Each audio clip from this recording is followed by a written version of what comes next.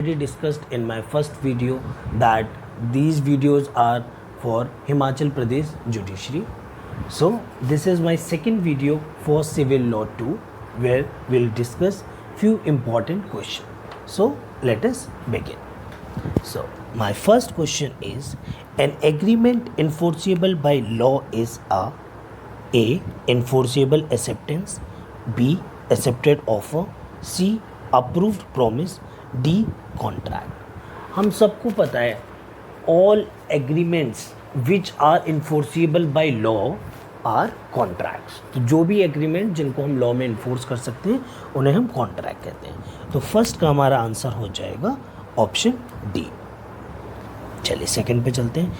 Every promise and every set of promise forming the consideration for each other is an. Option A agreement, option B contract, option C offer, option D acceptance. आप लोग मुझे इसका answer बताइए और अपना bare act का section 2 open कर लीजिए. बेयर एक्ट में साथ में हम मार्क करते रहते हैं तो हमारे लिए बाद में रिवाइज करना आसान हो जाता है. सब लोग अपना बेयर एक्ट ओपन कीजिए. बेयर एक्ट में जब आप देखोगे तो इसका सेकंड का आंसर ए है, अग्रीमेंट, है ना. तो इसके लिए आप लोग सेक्शन 2 क्लॉज ई देखिए. Every promise and every set of promise forming the consideration for each other is an agreement. तो साइड में लिख लीजिए 2 क्लॉज ई अग्रीमेंट. चलिए, an agreement enforceable by law is stated to be void. ये आपका कहाँ mention है? Clause 2D, clause 2E, clause 2F, clause 2G. अब आप लोग अपनी बेयर एक्ट में देखिए और मुझे इसका आंसर बताइए. तो आप लोग थर्ड का डी यानी क्लॉज 2G. अब हम लोग 2G को एक बार ओपन करेंगे. An agreement not enforceable by law is said to be void. तो लिख लीजिए 2 क्लॉज G वॉइड. ठीक है. चलिए, which of the following is not essential for a contract? Consideration A, B valuable consideration, C lawful consideration, D adequate consideration. अच्छा, ये तो हम लोगों को पता है कि यार कॉन्ट्रैक्ट के लिए भाई कंसिडरेशन होना चाहिए, पर अब इसमें से कौन सा नहीं होना चाहिए? तो फोर्थ का डी एडिक्वेट कंसिडरेशन. कंसिडरेशन आपका कहाँ दिया गया है? 2 क्लॉज डी में. और जब आप 2 क्लॉज डी को रीड विद करेंगे सेक्शन 25 तो वहाँ पे आपको पता चलेगा कि adequacy of consideration is not essential for consideration. 10th fourth का हमारा आंसर हो जाएगा डी. चलिए फिफ्थ पे चलते हैं. An acceptance must be A absolute, B unqualified, C be absolute and unqualified, D be unconditional. अब आप लोग ये मुझे बताइए इसका आंसर क्या होगा और साथ में ही अपना सेक्शन 7 भी ओपन कर लीजिए. तो देखिए, अगर हम सेक्शन 7 पढ़ेंगे तो उसमें क्या लिखा है? N acceptance must B absolute in order to convert a proposal into a promise. The acceptance must be a absolute and unqualified. तो हमारा आंसर इसका क्या हो जाएगा? फिफ्थ का सी. चलिए, सी अ कंसिडरेशन में बी. अब इसके लिए इसका आंसर करने से पहले मैं आप लोगों से बोलूँगा सेक्शन 2 क्लॉज डी ओपन कर लीजिए. जब आप लोग 2 क्लॉज डी ओपन कर लेंगे तो वहाँ पे आप लोगों को मैं कुछ पढ़ाता हूँ. देखिए, पढ़िए. When at the desire of promisor, जब प्रोमिसर के डिज़ायर पे promisee or any other person has done or abstained from doing. Has done or abstained from doing ये हो गया past. Or does or abstinence from doing this is present. Or promises promise करता है ये हो गया हमारा फ्यूचर. तो इसका मतलब कंसिडरेशन में भी पास्ट, प्रेजेंट और फ्यूचर. चलिए आगे चलते हैं. 7. Goods displayed in a showcase of a shop with price tag is A offer, B invitation of offer, C counter offer, D none of the above. अच्छा, आप लोग कहीं जाते हैं जैसे किसी स्टोर वगैरह में, वहाँ पे बहुत सारे आइटम्स वगैरह रखे रहते हैं, शॉपिंग कॉम्प्लेक्सेस हो गए, मॉल्स हो गए, तो उसमें प्राइस टैग वगैरह लगे रहते हैं. तो क्या वो ऑफ़र होता है? इसके लिए मैं आप लोगों को एक केस का रेफरेंस भी दूंगा, हार्वी वर्सेस फेसी. प्लीज़ एक बार उसे पढ़िएगा. ये ऑफ़र नहीं होता है, ये इनविटेशन टू ऑफ़र होता है। वो आपको इनवाइट कर रहे हैं, आप जब उसको काउंटर पे लेके जाएंगे, हाँ भाई I am interested in buying this particular item, वो ऑफ़र होता है। यहाँ पे जब भी आप ऐसी जगह जाएंगे तो that is invitation to offer, तो याद रखिएगा। तो हमारा 7th का आंसर हो जाएगा बी। अच्छा, काउंटर ऑफ़र क्या होता है आप लोगों की अंडरस्टैंडिंग के लिए बता देता हूँ। जैसे अभी हमने ऊपर पढ़ा, एक्सेप्टेंस जो होता है वो कैसा होना चाहिए, एब्सोल्यूट होना चाहिए। देखिए अभी हम लोगों ने पढ़ा था एब्सोल्यूट और अनक्वालिफाइड होना चाहिए, तो 5th के सी में। पर अगर सपोज़ कीजिए आपने एक्सेप्टेंस बोला नहीं नहीं नहीं मुझे मैं 10,000 का नहीं, मैं 20,000 का, 20,000, या आपने उसे कुछ और कम करा, आपने कोई उसमें मोल तोल भाव करे, तो आप वहाँ पे उसे एक्सेप्ट नहीं कर रहे हो जो ऑफरर ने ऑफ़र दिया है, तो उस केस में वो क्या हो जाएगा, उस केस में हम उसे काउंटर ऑफ़र दे देते हैं कि नहीं मैं इस चीज़ को इस तरीके से करना चाहूँगा, तो दैट इज़ काउंटर ऑफ़र। तो 7th का हमारा आंसर हमने देख लिया है, that is invitation to offer. आइए हम 8th पे चलते हैं। Explanation 3 in section 3 of transfer of property 1882 is in respect of A, notice of registered instrument, B registered, C notice to agent, D attach to earth. तो चलिए इसमें तो सीधे रेफरेंस दिया गया, हम एक्सप्लेनेशन 3 टू सेक्शन 3 देखते हैं। तो उसमें क्या लिखा हुआ है, a person shall be deemed to have had notice of any fact if his agent acquires notice while acting on his behalf in the course of business to which that fact is material। ठीक है, तो यहाँ पे हम notice to agent की बात कर रहे हैं, तो हमारा 8th का करेक्ट आंसर हो जाएगा सी। चलिए, to make a transfer of property valid a living person should convey property A to himself, B to himself and one or more other living persons, C to himself and one or more other living persons, D none of the above। इसके लिए आइल से आप लोग अपना section 5 of transfer of property act open करिए, और please यहाँ से कोई रटिएगा नहीं, साथ में बैरक लीजिए, बैरक से साथ में आप रेफरेंस मार्क्स करते जाइए, वो आपको फ्यूचर में हेल्प करेगा। चलिए अब हम पढ़ते हैं, इसमें क्या लिखा हुआ है, transfer of property means an act by which a living person conveys property in present or in future to one or more other living persons or to himself, to one or more other living person or to himself and one or more other living persons, and to transfer properties to perform such act। तो देखिए क्या लिखा हुआ है, to one or more other living persons mark कीजिए, and to himself।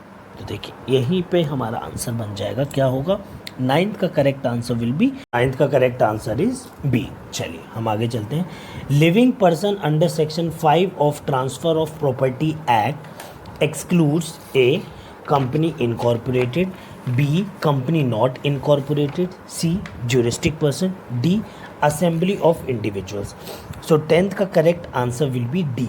अब आप जब सेक्शन 5 में देखेंगे, living person includes a company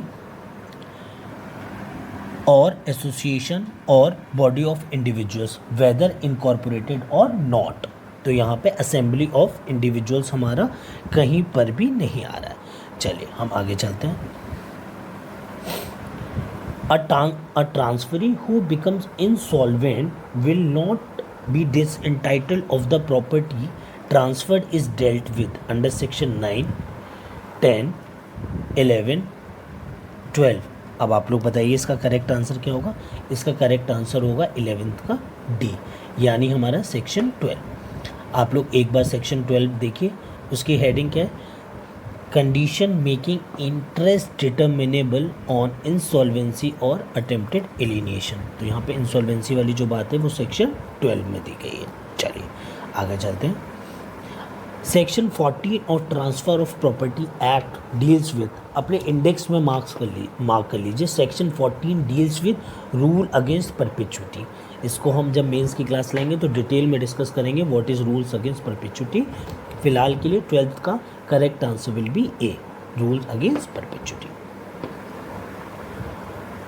wasted interest is the right to a property, A the happening of an uncertain event, B in the event which may or may not happen, C immediate either for present enjoyment or future enjoyment, D which depends on various circumstances।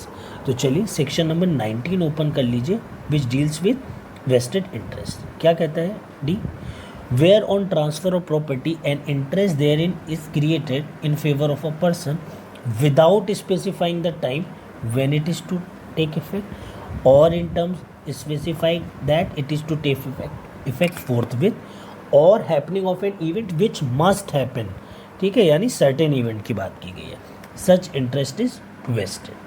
ठीक है, explanation में अगर हम देखेंगे, an intention that an interest shall not be vested is not to be inferred merely, एक provision से जहाँ पे एन्जॉयमेंट को पोस्टपोन कर दिया गया, यानी फ्यूचर एन्जॉयमेंट की बात की जा रही है। तो 13 का करेक्ट आंसर या तो आप इमीडिएटली आपको दिया जाएगा या फिर फ्यूचर एन्जॉयमेंट के लिए भी दिया जा सकता है। तो 13 का correct answer will be C. 14th, contingent interest क्या होता है? कंटिजेंट इंटरेस्ट प्रेजेंट राइट नहीं होता है, ये एक फ्यूचर प्रॉमिस्ड इंटरेस्ट होता है। तो 14th का correct answer will be C. Contingent interest कहाँ है? सेक्शन 21 में, तो वहाँ पे एक रेफरेंस मार्क कर लीजिएगा। चलिए हमारा क्वेश्चन नंबर 15 कहता है, expression solemnization of marriage refers to A condition of a Hindu marriage, B rites and ceremonies of marriage, C both A and B, D either A or B. तो solemnization of marriage refers करता है to rites and ceremonies of marriage. 15 का correct answer will be B. अगर हम देखें ceremonies of marriage जो है वो section 7 of Hindu marriage act में डील किया गया है। तो आप लोग सेक्शन 7 का रेफरेंस मार्क कर लीजिए and do read this section. चलिए नेक्स्ट पे चलते हैं। क्वेश्चन नंबर 16 कहता है, supreme court ordered compulsory registration of marriage irrespective of religion. कौन से केस में? A Surendra versus Gurdeep, B Shanti versus Romesh, C Shrimati Seema versus Ashwini Kumar, D Venugopal versus Lakshmi. This is very important case, mains में भी आपको आता है ये क्वेश्चन, तो आप इसको लिख कर आएंगे इस केस को जरूर। इसका correct answer is C, Shrimati Seema versus Ashwini Kumar. The provision ceremonies for Hindu marriage is laid down under section, अभी बताया था, सेक्शन 5, सेक्शन 7, सेक्शन 9, सेक्शन 8। अभी बताइए, अभी जस्ट आप लोगों को ये मैंने बताया था, सेरेमनीज हमारी सेक्शन 7 में डील की गई है। Dastane versus Dastane is a case on A adoption, B marriage, C restitution of conjugal rights, D divorce. Divorce पे अगर आपने दस्ताने वर्सेस दस्ताने नहीं लिखे मेंस में तो आपके मार्क्स ऐसे ही कट जाएंगे। This is so famous case. 19th, section 11 of Hindu marriage act deals with A void marriage, B voidable marriage, C punishment for bigamy, D divorce. तो याद रखिएगा सेक्शन 11 हमारा डील्स करता है वॉइड मैरिज से। क्या कहता है सेक्शन 11? इंपॉर्टेंट है, any marriage solemnised after the commencement of this act shall be null and void and may on a petition presented by either party mark कीजिएगा thereto against the other party be so declared by a decree of nullity if contravene any of the conditions। कौन सी condition? जो कि mention है clause 1, clause 4, clause 5 of section 5। तो ये ध्यान रखिएगा। चलिए अब हम आगे चलते हैं। A Hindu male of 25 year of age adopts a female child of 14 year of age. This adoption is valid. B voidable, C void, D illegal। आप लोग मुझे बताइए पहले तो कौन से एक्ट में? ये Hindu adoption and maintenance act में आता है। उसमें अगर आप लोग सेक्शन 11 ओपन करोगे तो उसमें कुछ कंडीशंस दी गई हैं विच मस्ट बी फॉलो। तो अगर हम लोग इसमें देखें condition number 3, if the adoption is a male and the person to be adopted is a female, adopted father is at least 21 year older than the person to be adopted। तो क्या यहाँ पे जो मेल है उसने जो female child 14 year की adopt की, is there age gap of 21 year? No, so this adoption will not be valid, so this will be void. 20th का सी। चलिए किसी को कोई डाउट हो तो कमेंट सेक्शन में लिख दीजिएगा, I will answer that. Which of the following provides that Hindu parent is liable to maintain his or her legitimate or illegitimate male or female children? Section 21, section 19, section 18, section 20। 21 का correct answer आप लोग मुझे बताइए क्या होगा। और तब तक आप लोग section 20 of Hindu adoption and marriage act भी ओपन कर लीजिए। तो जब आप लोग सेक्शन 20 देखेंगे तो उसमें क्या लिखा हुआ है, a Hindu is bound to maintain during his or her life time, क्या है बाउंड है, to maintain his or her legitimate और illegitimate children and his or her aged और इन्फर्म पेरेंट। तो अगर एजेड और इन्फर्म पेरेंट भी आता है तब भी आंसर आपका यही रहता, तो correct answer is D. In computing the period of limitation for an application to set aside an award, the time requisite for obtaining a copy of the award shall be excluded under A. Section 12 Clause 1 of the Limitation Act, B. Section 12 Clause 4 of the Limitation Act, C. Section 12 Clause 2 of the Limitation Act, D. Section 12 Clause 3 of the Limitation Act। अगर आप लोग section 12 open करेंगे उसके clause 4 पे जाएं सीधे और heading देखिए exclusion of time in legal proceeding. तो सेक्शन 12 का क्लॉज 4 क्या कहता है, in computing the period of limitation, किसके लिए, एक एप्लीकेशन के लिए, for setting aside an award, जो टाइम रिक्विजिट होता है to obtain the copy of award shall be excluded. So 22nd का correct answer will be B, यानी 12th का 4। चलिए हम 23rd पे चलते हैं। Section 25 of the limitation act deals with A acquisition of easement by prescription, B special exception, C effect of acknowledgement in writing, D continuing breach and tort. तो हमारे यहाँ रेफरेंस दिया गया है सेक्शन 25, तो ये डील करता है acquisition of easement by prescription से। आगे चलते हैं 24th पे। Definitions are provided in which sections of the Limitation Act? Section 4 of the Limitation Act, B Section 1 of the Limitation Act, C Section 3 of the Limitation Act, D Section 2 of the Limitation Act। बहुत easy question है, इसका answer मैं नहीं दूंगा, इसका answer आप लोग मुझे कमेंट सेक्शन में देंगे। Section 6 of the Limitation Act provides A legal disability, extension of prescribed period in certain cases, C bar of limitation, D continuing breach and tort। तो आप लोग बताइए सेक्शन 6 किससे डील करता है। सेक्शन 6 की अगर आप लोग हेडिंग भी देख लेंगे सिर्फ, तो उसमें लिखा हुआ है लीगल डिसएबिलिटी, तो यानी हमारा जो 25th का करेक्ट आंसर है वो हो जाएगा ए। चलिए आगे चलते हैं। What is the limitation for filing a suit for recovery of money, A 5 year, B 3 year, C 10 year, D 12 year. तो 26 का correct answer will be B, 3 year is the limitation for filing a suit for recovery of money. Section 18 of limitation act deals with A computation of time mention in instrument, B extension of prescribe period in certain cases, C continuing running of time, D effect of acknowledgement in writing. आप लोग कुछ मत कीजिए, आप लोग बस आराम से डायरेक्ट अपना ओपन कीजिए और उसके इंडेक्स पे आ जाइए। Section 18 effect of acknowledgement in writing, mark कर दीजिए आंसर, ठीक है। तो 27 का correct answer will be D. अच्छा, कभी कभार ये भी आ जाता है effect of payment on account of debt और इंटरेस्ट ऑन लीगेसी, तो करेक्ट आंसर विल बी 19। अच्छा, कंटिन्यूइंग ब्रीच हमारा किस में डील किया गया है, सेक्शन बताइए, continuing breaches and tort, section 22। Which section of limitation act deals with extinguishment of right to property. चलिए अब आप लोग मुझे बताइए section 22 of limitation act, section 27 of the limitation act, section 24 of the limitation act, D section 20 of the limitation act. अब आप लोग बताइए ये किससे डील करता है। अब इसका आंसर थोड़ा सा टफ है, पर आप लोग इसको आंसर मुझे ढूंढ के देंगे खुद, ठीक है। इसका आंसर मैं आप लोगों को नहीं बताने वाला हूँ। चलिए कमेंट सेक्शन में दीजिएगा, उसके बाद मैं आप लोगों को इसका करेक्ट आंसर बताऊंगा। जो शीट दूंगा उसमें भी आंसर मार्क्स होंगे ही होंगे, ठीक है। चलिए आप लोग इंडेक्स में भी देख लेंगे तो इसका आंसर मिल जाएगा। पार्ट 4 में दिया गया है सबसे बड़े हिंट। अब हम बात करेंगे Himachal Pradesh urban rent control act के बारे में, ठीक है।